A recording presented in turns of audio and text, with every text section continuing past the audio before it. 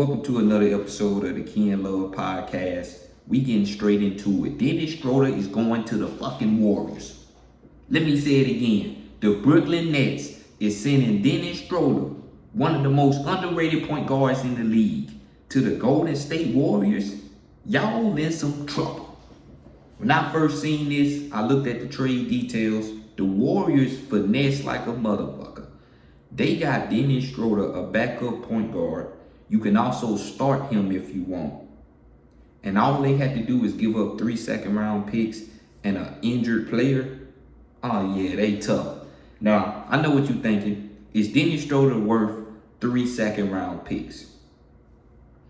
I feel like he's a championship piece. And at least you ain't give up 3 first-round picks. You feel me? Them second-round picks, you never know who you're going to get, what they going to be. Especially with these next couple drafts coming up. It is what it is. I think the Warriors did a really good job, man. And it's crazy because I don't think they done making moves. But let's just talk about this move right here. My first question, what does this mean for Brandon Prihemsky?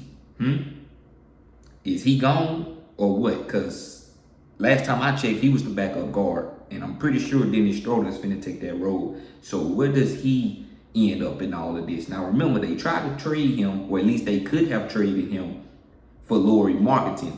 Didn't want to give him up. Now that they got Dennis Schroder, what does that mean for him and his role? We'll see. I think he might be out the door, but I don't know. Dennis Schroder brings defense. He brings offense, hustle, plays hard every single game.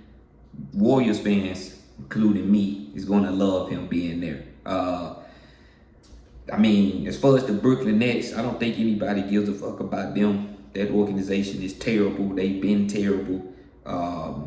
They tanking, trying to get Cooper Flag.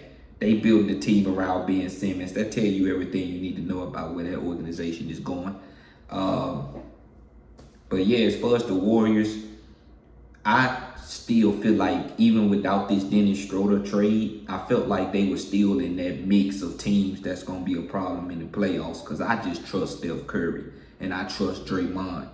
I know it's hard trusting Draymond because he loves fighting and getting into it with people and shit, but when he's on the court, you know, you can tell how important he is to the team, to the organization, and how much he impacts the game. And I'm excited to see how Dennis Schroder and Draymond gonna work together because they both kind of like the same player, you know, willing to get down and dirty, willing to fight if they have to, talk a lot of trash. A lot of people underestimating that too right there on the court. I'm excited to see how that factor in. Defense obviously is going to get better. The bench is going to get better. And like I said, you can utilize Dennis Schroder in so many different ways. But him coming off the bench, in my opinion, would probably be best, at least for the time being. Come in, immediately be some instant offense. He's a great playmaker, so he's probably going to average somewhere between 8 or 9 assists on this team. Surround him with a bunch of three-point shooters. Yeah, you in a good spot. I feel like the only thing the Warriors need now is another big. They need a good center. Now, I don't know who's out there available. I'm hearing Nikola Vucevic is on the table. He's been having a really good season. I'm hearing Giannis Valanciunas may be available December 5th. He will be available for trade. I don't know. They just need another big, and I think they'll be right there. This is a really good move for the Warriors. And the best thing about this Warriors organization, they know how to make players be even better than what they was when they first got there. I mean, when you think about DeAnthony Melton, before he went down with that season-ending injury, he was having a pretty good start to the season. I mean, all the Warriors fans that I'm cool with, they loved him being there. So you basically get another DeAnthony Melton, probably a better version of it. I was comparing Dennis Schroder coming here to Chris Paul coming here. Y'all know how we thought Chris Paul being there was going to be like that backup point guard and bring some defensive toughness, some extra leadership. Didn't really work out too well. You know, he's older. He's not really the same player he once was. But Dennis Schroder, you know, he bring all of that toughness and backup guard skills and everything you need as well. So I think this is going to be a really good move. They got him from cheap.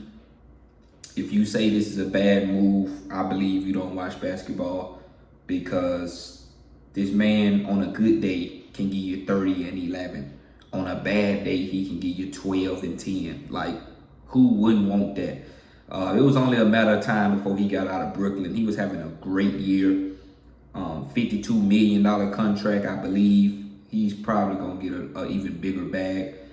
I like the move. I'm excited. Can't wait to watch him have his first game. We've seen him and Steph Curry have some great battles. Obviously, he's not on the offensive level as Steph Curry, but we've seen him compete and go at Curry, you know, guarding him, you know, defending him pretty well on a couple possessions.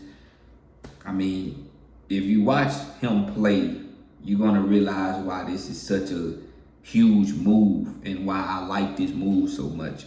And yeah, Warriors fans, I suggest you get used to watching him hoop, because he's going to bring a lot to the team. As far as, like I said, I just feel like the Warriors now, they just need to focus on getting a center. And, I mean, they got a championship. Well, if the Warriors focus on getting, like, if the Warriors get a center, put it like this, I believe that they are going to be a really good team in the playoffs. If the Warriors get a center, they're going to be a really good team in the playoffs. Obviously, you got Steph Curry, still got Draymond. Jonathan Kuminga is starting to look like a reliable third option. Andrew Wiggins, when he's healthy, he's still a really good option.